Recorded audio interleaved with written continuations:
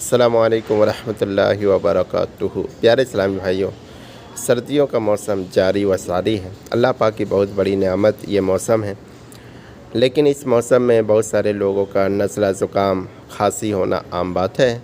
आइए खांसी का एक नुस्खा पेश करता हूँ, घर पर आराम से इसे इस्तेमाल किया जा सकता है। प्याज को पानी में उबाल कर उसका रस पीने से बलगम खारिज होता, यानी कफ़ निकलता और खांसी में आराम मिलता है। प्याज यानी कांदा, ऑनियन जिसको कहते हैं, इसको इस्तेमाल कीजिए, इंशाअल्लाह आराम मिलेगा। अल्लाह पाक सेहत याबी अता फ़रमाए।